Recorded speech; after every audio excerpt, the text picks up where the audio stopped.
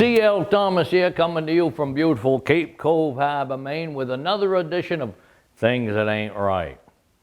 So it's true, had to go get tested. Me, like thousands of others, have come in contact with someone positive with that COVID-19. So I had to hunker down and go get me a test.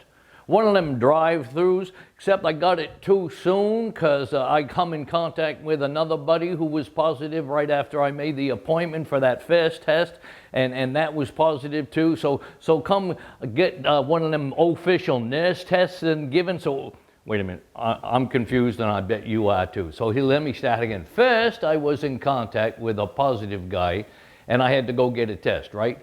So I go through the drive-thru, and then I find out I get that test too soon because I got to wait what they call 5 days for incubation time.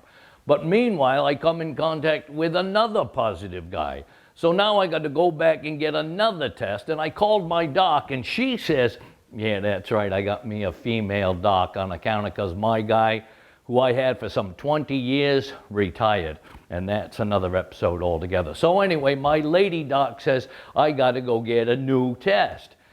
Now I got all the respect in the world for the medical profession, but that first test was a drive-thru at a pharmacy. And the girl gives me this monster Q-tip all sealed up and throws it at me and tells me to go up the old schnozzle about half an inch in and twirl it for 15 seconds. Now that don't sound like much, but when you're putting something up your nose, let me tell you, Mr. Man, 15 seconds, it's a lifetime. And you're doing it yourself, so you ain't going as far up as you're supposed to. I learned that from the second test when that nurse gives it to me, and she went all the way up to about the back of my eyeballs. And I think I'm squirming and moaning, and she keeps apologizing, saying, this is how far I got to go up to be accurate. So accurate's what I want, so I wince and bear it. And then we wait 24 hours for the results. And now that's when I really do have to quarantine. I mean, I wanted to run out and get some beer or bread and stuff, and I'm thinking, ooh, but suppose I'm positive.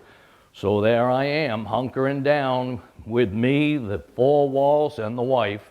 Yep, the love muffin. She had to get tested about 3 times altogether, and well, they was all negative. Anyway, all's well that ends well, and I was negative too. But geez, test.